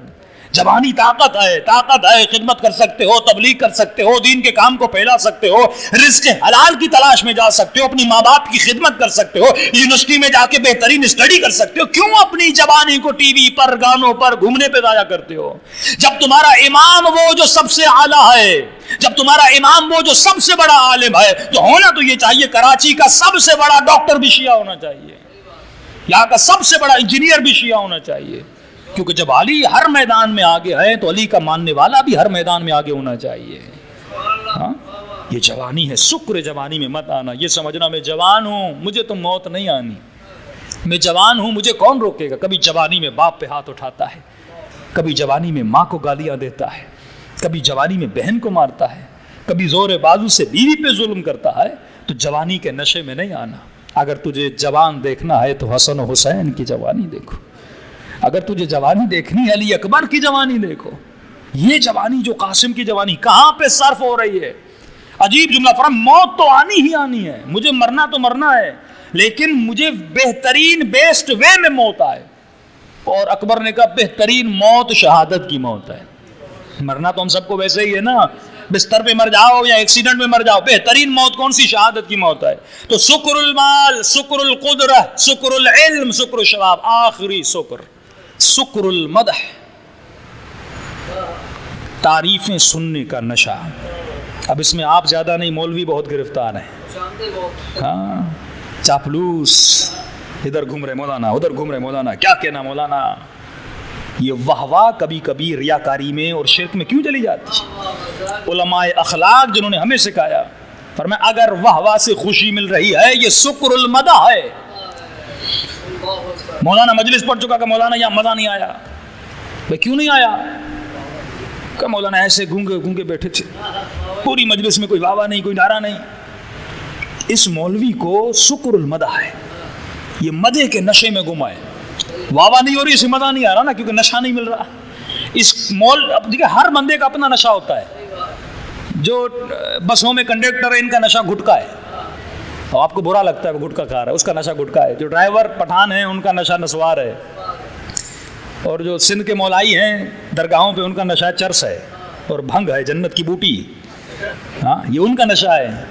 مولویوں کا بھی نشہ ہے، ہر بندہ نشہ یہ بھائی، ان کا نشہ یہ مدح ہے، ان کا نشہ یہ واہ واہ ہے۔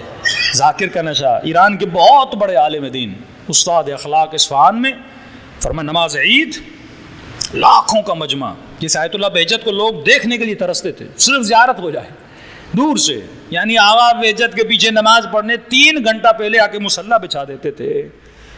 جب بہجت غلام علی کی نماز کا یہ عالم ہے تو علی کی نماز کا عالم کیا ہوگا؟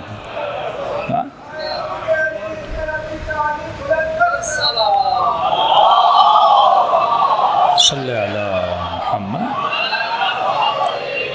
واقعاً اس بندے نے خود کو اہل بیت کے تہذیب میں کیسا ڈھال دیا کہ اس کے چہرے کو دیکھ کر بندہ ترس رہا ہے، اس کی نماز کے لیے بندہ ترسے۔ تو یہ آیت اللہ جب جمعے کی عید کی نماز پڑھانے کا لاکھوں کا مجمع، استاد اخلاق لاکھوں کا مجمع، اور جیسے گلی سے نکلے مولانا جلدی کریں، لوگ انتظار میں، آپ کی نماز کے پیچھے انتظار میں، کہ جیسے باہر نکلے انہوں نے مجمع کو دیکھا، اتنا مجمع، وہیں سے پلٹے کہ نماز میں نہیں پڑھاؤں گا۔ میں شاگرد کو بھیجوں گا اسے نماز پڑھ. مولانا لاکھوں کا مجمع آپ کے انتظار میں بیٹھا ہے کہ سنا نہیں میں نماز نہیں پڑھاؤں گا. شاگرد کو بھیج دیا, لوگ پریشان, نماز کیوں نہیں پڑھائی؟ جب افراد خاص نے پوچھا قبلہ اتنا مجمع آپ کے انتظار میں, کوئی اور مولانا ہوتا وہ دوڑتا ہوا پاؤں سے جاتا. مجمعوں کے بھکاری کہ آپ کیوں نہیں گئے؟ کہ جب میں نے مجمع کو دیکھا میرے نفس نے کہا یہ سارا مجمع تیرے لیے آیا ہے. اگر اس وقت میں نماز پڑھاتا یہ ریاکاری میں بدل جاتی, یہ نماز اللہ کے لیے نہیں ہوتی. تو سکر المدح ہے, معصوم کا فرمان ہے جب کوئی تمہاری تعریف کرنے آئے اسے خاموش کرا دو, یہ میٹھا زہر ہے. جب تم اپنی تعریف کے سننے کے شوقین بن جاؤ نا, کیا کہنا آپ کا, آپ نے اتنی ڈونیشن دی, آپ نے کیا مجلس پڑھ دی, آپ نے کیا نوحہ پڑھ دیا, اب بندہ اندر اندر سے خوش ہو رہا ہے. کسی عالم نے کہا تھا کہ یہ جو واہ واہ ہے نا آپ خطیب کو کرتے ہیں یہ گناہ بھی ہے اور ثواب بھی ہے. گناہ کب ہے, ثواب کب ہے, یہ جانیے. جب واہ واہ کرنے والا واہ واہ کرے خطیب کو تو ریاکاری اور شرک و گناہ ہے. اگر واہ واہ کرنے والا, جیسے بعض مولانا کے سیکرٹریز ہوتے ہیں نا, مولانا نے جملہ پھینکا نہیں وہ واہ واہ واہ واہ کرتا ہے, جملہ آیا نہیں واہ واہ, پورا منہ واہ واہ میں چلتا رہتا ہے. ہاں گاڑیاں بھر کے لاتے ہیں. ہاں بھائی ہم بھی مصائب پڑھتے, ہمارے مصائب میں کوئی بے ہوش نہیں ہوتا. ہاں وہ جناب کے لیے ایمبولینسز لائی جاتی ہیں, لوگ بے ہوش ہو جاتے ہیں. مسئلہ کیا ہے؟ کیونکہ ایک بندہ مولوی کو واہ واہ کرتا ہے, حسین کے لیے نہیں رو رہا, مولوی کے لیے رو رہا ہے, مولوی کے لیے واہ واہ کر رہا ہے.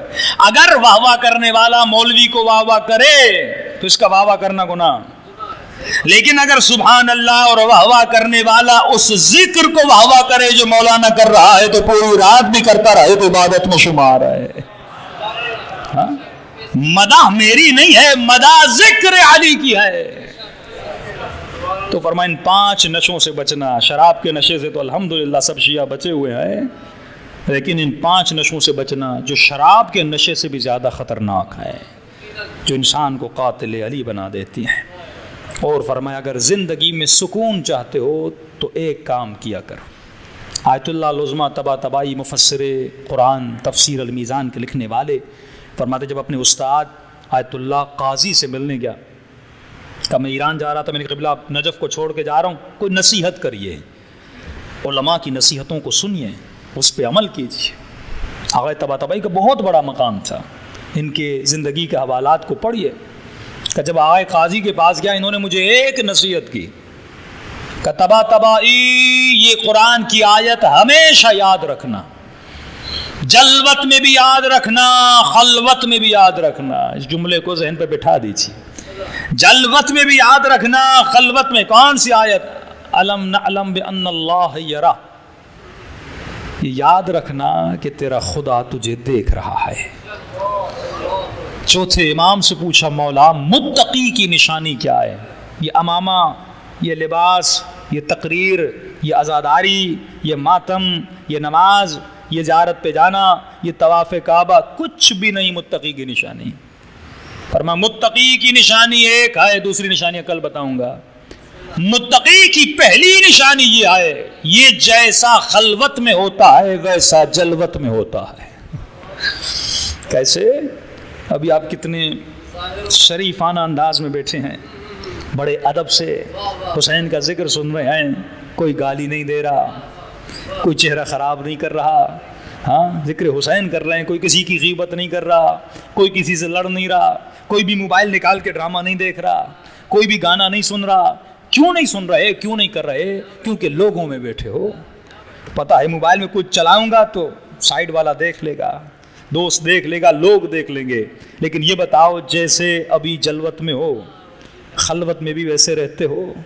جب کمرے کو بند کرتے ہو, لائٹ کو آف کرتے ہو اور موبائل کے براؤزر کو کھولتے ہو اور کبھی یوٹیوب کی سیر کرتے ہو, کربلا کی سیر بھی کی ہے لیکن زیادہ یوٹیوب کی سیر ہے, فیس بک کی سیر بہت زیادہ ہے آج کل.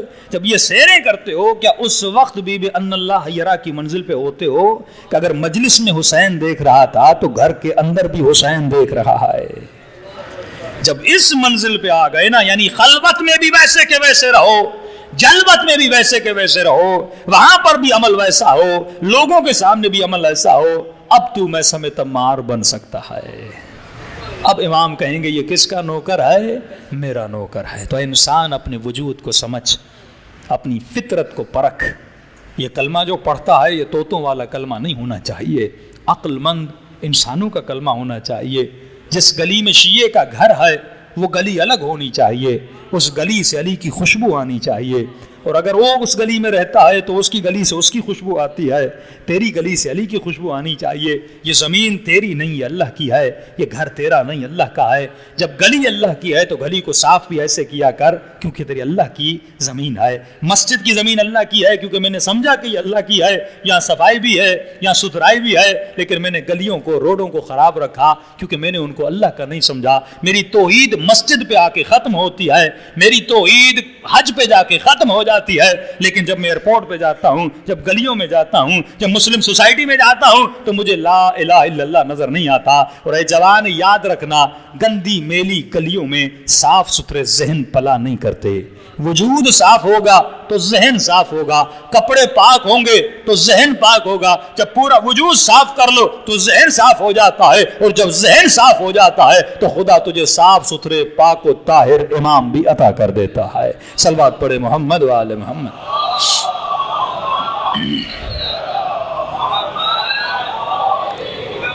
انشاءاللہ اس کی تفصیل میں کل جائیں گے۔ ہم نے آج بہت ہی لمبا سفر کیا ہے، تقریباً 5-6 گھنٹے کا مسلسل صبح سے نکلے ہوئے، یہ چوتھی مجلس ہے۔ انشاءاللہ تفصیل میں کل آئیں گے، اور انشاءاللہ کل ٹائم پہ مجلس شروع ہو جائے گی۔ دلوں کو کربلا لے جائیں اور سلام کریں اس مولا کو جس نے کربلا کی زمین پر پوری تہذیب اسلام کو بیان کیا۔ اصول دیکھنے ہیں تو کربلا، ادب دیکھنا ہے تو کربلا، حیا دیکھنا ہے تو کربلا، رشتوں کی تہذیب کو دیکھنا ہے تو کربلا، جوانی دیکھنی ہے کربلا، بچپنا دیکھنا ہے کربلا، بڑھاپا دیکھنا ہے کربلا، باپ بیٹے کا رشتہ دیکھنا ہے کربلا، بہن بھائی کا رشتہ دیکھنا ہے کربلا، بیوی شوہر کا رشتہ دیکھنا ہے کربلا، صداقت دیکھنی ہے کربلا، آخرت کا جذبہ، عبادت کی رونق دیکھنی ہے تو کربلا، ایثار دیکھنا ہے تو کربلا۔ کربلا میں انفاق نہیں ہے، ایثار ہے۔ انفاق میری جیب میں 1000 ہے، میں نے 100 روپیہ فقیر کو دیا، انفاق۔ ایثار میری جیب میں ہے ہی 100 کا 100 میں نے فقیر کو دے دیا، یہ ہے ایثار۔ جو اپنا گلا کٹا کے تمہارا دین بچائے، یہ ایثار ہے۔ زینب اپنی چادر لٹا کے تجھے پیغام حجاب دیں، یہ ایثار ہے۔ سیدہ اپنے وجود کو شہادت میں نڈال کر کے ولایت علی کو بچائیں، یہ ایثار ہے۔ اور یہ جملہ میں فخر سے پڑھتا ہوں کہ سیدہ کا فرمان ہے کہ جب تک میرے حسین پہ رونے والے جنت میں نہیں جائیں گے، میں بھی جنت میں نہیں جاؤں گی۔ کئی مومنین نے اس کو مس یوز کیا کہ بی بی کہہ رہی ہے میں جنت میں نہیں جاؤں گی، مولانا پھر ہم جہنم میں کیسے جائیں گے؟ اس ٹاپک میں کل آؤں گا، لیکن میں نے ایک ادب بھرا جملہ کہا۔ میں نے کہا یہ تو بی بی کی محبت ہے نا۔ اس نے کہا کہ جب تک حسین پہ رونے والا جنت میں نہیں جائے میں کھڑی رہوں گی، میں کھڑی رہوں گی میدان محشر میں، میں کھڑی رہوں گی۔ میں نے کہا یہ تو جانتے ہو نا اس بی بی کا پہلو ٹوٹا ہوا ہے، یہ تو جانتے ہو نا جب بی بی نماز پڑھتی تھی تو بیٹھ بھی نہیں سکتی تھی۔ کہ اسما جب نماز پڑھتی ہوں میرے پہلو میں بڑی تکلیف ہوتی ہے۔ تو میں نے کہا وہ تو فرط محبت میں کہہ رہی ہیں میں تب تک جنت میں نہیں جاؤں گی جب تک تو رونے والا نہ جائے۔ تو میں نے کہا اگر ذرہ برابر بھی بیوی سے محبت ہے نا، اس آقا زادی سے محبت ہے نا، تو کردار ایسا بنا کے جانا سیدہ کو زیادہ دیر کھڑا ہونا نہ پڑے، کیونکہ ظالموں نے بڑا بی بی کو دربار میں کھڑا رکھا۔ اگر میں بھی کھڑا رکھوں پھر مجھ میں اور اس میں فرق کیا ہے؟ ایسے بن کے جانا کہ سیدہ خوش ہوں، ہمیں ان کے زخموں پہ مرہم رکھنا ہے، نمک تو نہیں چھڑکنا۔ تبھی فرمایا کتنے بھی گناہ کیے ہیں آ جاؤ، اللہ کو حسین کا واسطہ دو، میری سکینہ کا واسطہ دو، میری زینب کی لٹی ہوئی چادر کا واسطہ دو۔ خدا ان کے صدقے میں کسی کی دعا رد نہیں کرتا۔ لیکن یہ واسطہ ایسا ہو جیسے حر نے دیا تھا. طلب توبہ بھی حریت تمہارے وجود میں پیدا کر. السلام علی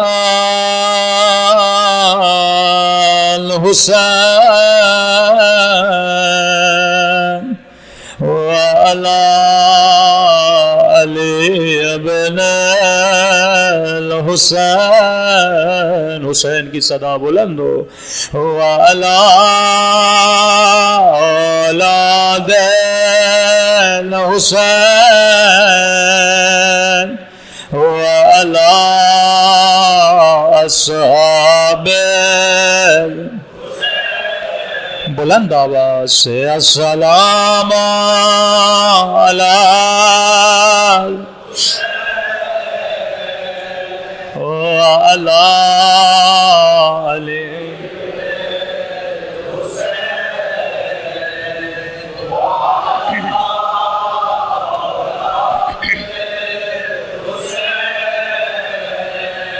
وعلی اصحاب. سب مل کے السلام علی حسین وعلی علی ابن وعلی اولاد الحسین وعلی اصحاب. میرا سلام ہو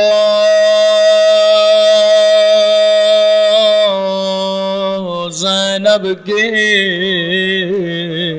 لٹی ہوئی چادر پہ.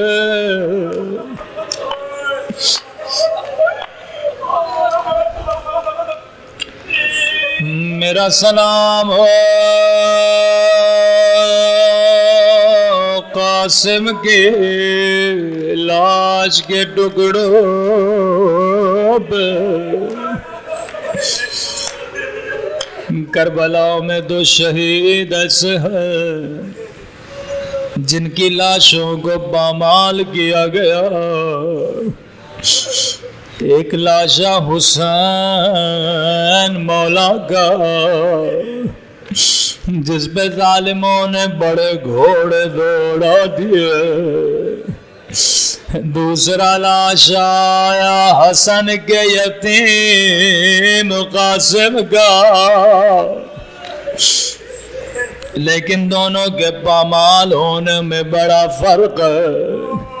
حسین کا لاشا شہادت کے بعد پامال ہوا تھا، لیکن قاسم کا لاشا زندگی میں پامال ہو گیا. جیسے گھوڑے سے گرے دائیں طرف کے گھوڑے بائیں طرف چلے گئے.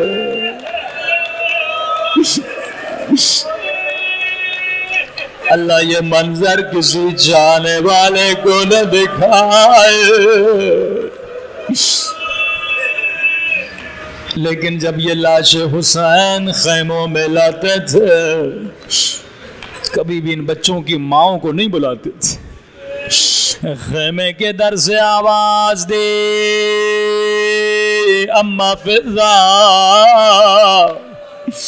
ذرا بہن زینب کو بلانا. جیسے بی بی زینب خیمے کے در پہ آئے فرمایا بہن زینب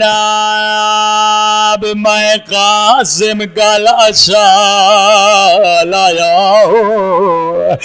بہن زینب ماں کو نہ بتانا، برداشت نہ کر سکے گی. زینب نے تعجب سے کہا حسین حسین حسین تیرے ہاتھ تو خالی ہے، قاسم کا لاشا کہا بین زینب یہ جو گٹھڑی میری پیٹھ پہ دیکھ رہی ہو اس میں قاسم کی لاش کے ٹکڑے ہیں، لیکن کا بہن زینب ماں کو نہ بتانا. یہ زینب کا مقام ہے. جو بھی لاشا آتا تھا حسین پہلے زینب کو دیتے تھے، کیونکہ زینب ان لاشوں کی ماں کو حوصلہ دیتے تھے. بی بی فضا فرماتی ہیں ایک مرتبہ خیموں میں دو ننھی سی لاشیں آئی. اب حسین نے زینب کو نہیں بلایا، کہا اماں فضا اون محمد کے لاش لایا ہوں. کہاں ہے وہ زینب جو کبھی اکبر کے لاشے پہ رو رہی ہے، کبھی قاسم کے لاشے پہ رو رہی ہے؟ بی بی فضا کہتی ہے میں نے لاشوں کو لیا لیکن مجھے کہیں زینب نظر نہیں آئی. میں جیسے خیمے میں پہنچی کیا دیکھا زینب کا سر سجدے میں ہے، رو کر کہہ رہی ہے خدا میری قربانی قبول کر دے. زینب کا حوصلہ دیکھو کتنا بڑا حوصلہ ہے. بی بی فضا کہتی ہیں میں نے زینب کو کبھی اون محمد پہ روتے ہوئے نہیں دیکھا. اکبر پہ روتی ہیں، قاسم پہ روتی ہیں، لیکن اون محمد پہ کبھی بھی نہیں روئے. شام کا زندان ہے، 40 کا وقت قریب ہے. ایک مرتبہ زندان میں شہیدوں کے سروں کو لایا گیا. جب اکبر کا سر آیا اکبر کی ماں نے گود میں لے لیا. جب قاسم کا سر آیا ماں نے گود میں لیا. جب حسین کا سر آیا زینب نے گود میں لیا. فضا فرماتی ایک مرتبہ دو ننھی سی گردنیں آئی. ہر بی بی انتظار میں ہے ابھی زینب بچوں کو لے گی، لیکن زینب کبھی اکبر پہ روئے کبھی حسین پہ روئے. فضا نے کہا بی بی کیا بچوں سے ناراض ہو؟ کہا اماں فضا بچوں سے ناراض نہیں، لیکن میں علی کی بیٹی ہوں، زینب جو ایک مرتبہ دے دے پھر واپس نہیں لیتے. عجیب حوصلہ، صبر زینب بڑا عجیب ہے. قافلہ کربلا گیا، زینب حسین کی قبر پہ ماتم کیا، اکبر پہ نوحہ پڑا، عباس کا ماتم کیا، لیکن زینب بچوں پہ نہیں روئے. ایک مرتبہ قافلہ مدینے پہنچا. زینب نے کہا میں سب سے پہلے نانا کے روزے پہ جاؤں گی. جیسے روزے میں گئی روزے کے دروازوں کو بند کر لیا. بڑی حسرت سے نانا کی قبر کو دیکھا، کہنے لگی نانا نانا بڑی دور سے آئی ہو، نانا پوچھو گے نہیں زینب کیا لائی ہو؟ ایک مرتبہ سر سے چادر اتارے، اپنی کلائیوں سے کپڑا ہٹایا، او نانا تیری امت نے چادر چھینے، او نانا شمر نے تازیانے مارے، او نانا میرا حسین مارا گیا، لیکن زینب بچوں پہ نہیں روئی، سیدھا زینب ماں کی قبر پہ گئی، سیدھا جنت البقیع گئے، لیکن اماں کی قبر پہ زینب نے کوئی بڑا مصائب نہیں پڑا۔ ایک مرتبہ خون بھرا کرتا نکالا، قبر زہرا پہ زلزلہ آیا، رو کر کا اماں تو نے کرتا برداشت نہیں کیا، ارے میرے 70 قدموں سے حسین کا گلا گڑتا ہوا دے گا،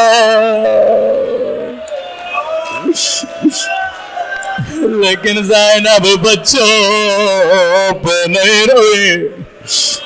کسی نے کہا بی بی عبداللہ بلا رہے ہیں، اب میں تم سے پوچھوں گا، یہ زینب ہے جو کربلا میں نہیں روئی، جو کوفے میں نہیں روئی، جو نانا کے روزے پہ نہیں روئی، جو اماں کی قبر پہ نہیں روئی، اب زینب گھر جا رہی ہے، جیسے گھر کا دروازہ کھولا ذہن میں عبداللہ بیٹھے تھے، عبداللہ نے کہا خاتون رک جا، ابھی میری بیوی آنے والی ہے۔ کہا عبداللہ تو نے بھی نہیں پہچانا، ارے میرا حسین مارا گیا، ارے میرا عباس مارا گیا، ابھی تک بچوں پہ نہیں روئی، لیکن عزادارو کتنا صبر کرتی، آخر ماں کا دل تھا۔ ایک مرتبہ بچوں کا کمرہ کھولا، زینب نے 2 منے سے مسلح دیکھے، مسلح کو سینے سے لگایا، اے میرے بچوں اب زینب کا دل نہیں لگتا۔ اللہ لعنت اللہ علی القوم الظالمین۔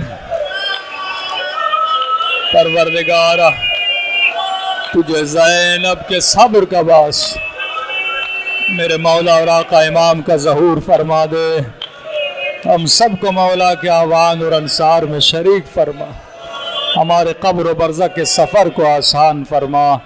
ربنا تقبل منا۔ دعائے صحت ہے سیدہ انتخار فاطمہ کے لیے، جتنے بھی مریض ہیں خدا سب کو شفاء کاملہ عاجلہ نصیب فرما۔ ربنا تقبل منا انک انت السمیع العلیم۔